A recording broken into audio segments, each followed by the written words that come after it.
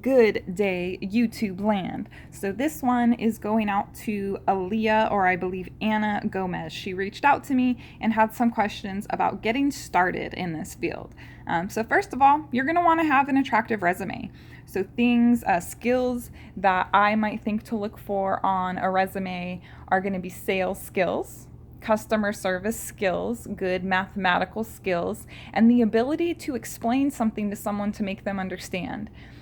So when you're going over a lease or something like that, it's your job to make them sign it. But furthermore, it's also your job to make sure they follow it. And people need to understand what they're agreeing to. And some of this legal language, it really is a different language. So can you explain that in a way to people that doesn't come across as condescending, and things like that?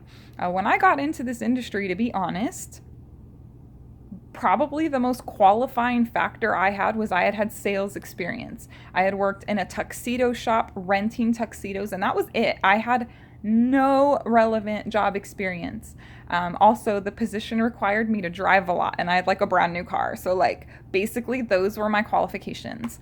Let me see what else you asked me. So you got to make sure your resume is on point. I would then go on and do research on the property. So I had taken over this property before, and all of the online reviews were like, the manager's a monster, and she doesn't know what she's doing, and she really gave it to me. And I ended up getting this position, and come to find out, my position was property manager, but I actually didn't make any decisions. It was all coming from the owner, who was my boss above me. So one of the things I had promised him in the interview was like, dang, dude, you have like a 1-2 star average online. That's ridiculous. Today's consumers are going to look at that and they're going to go to the place next door that's $50 more, that's a 5-star. It's just how it is, especially in my area where there's a lot of students and people are shoppy. So do your research on this property so you can go into that interview prepared. And I think I did do another video about this, but that's huge because at the end of the day, things are going to fall apart, and if they employ you, you're going to have to fix it. So go get your hands in there, figure out what problems they're dealing with. That way, you can come into the interview already taking care of business on that property. Hey man, I noticed that someone said there's a lot of bums that hang out in the back and do drugs. What can we do? What are you doing about that? How are we going to fix that? So already in the interview, this is what I do. I'll go in there like, all right, man, like, how are we going to approach this? Let's do some teamwork, assuming I get this position. So that's kind of how I approach it. What do they look for? So you're also going to have to dress professionally. I mean, especially for this job, go in as professional as you can. If you got a jacket, a blazer you can put on and look real professional, you're going to have to do it. Step it up. Make sure your customer service skills are on point. And make sure you convey that to them, because it doesn't matter how good you deal with people if no one knows that you can deal with people. So dealing with people, in stressful situations, people are going to come in. His car might have got towed. He can't afford to pay his rent. He's stressed out. And lucky you, he's taking it out on you. So, are you going to be able to calm him down and fix his problem and not get him to go put a 1-star review online? All right, what else? How and where do you look for positions? Craigslist is a great place. More reputable companies aren't going to be posting on Craigslist. So let's see, there's Indeed.com, Career Builder, Monster.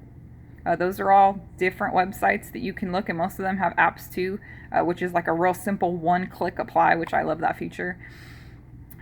I would not suggest going around to the apartments. I mean, just cost-wise for your time and your gas, that's going to cost a lot of money. If you just happen to know, what you might want to do, actually, now that I think about it, put your zip code in, like Google Maps or something like that. Put in your zip code, and then put your zip code in apartments and search. And whatever comes up, just call them. Hey, man, just wondering, do you need any help? Do you got anyone I can come in here and learn off of? Whatever, you get it. Word of mouth, Greg.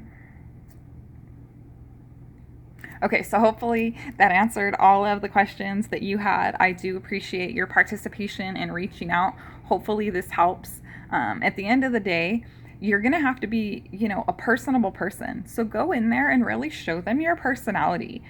They like that. They're going to want to know that their tenants are going to feel comfortable coming to you and talking to you, and that you're going to be able to take care of business. So it's really important to be someone people can talk to, but also, okay, tenant that's been screaming at me for 10 minutes, now I'm going to have to put my foot down, and I don't care how loud of a noise you make, I'm going to have to put my foot down because it is against your lease XYZ.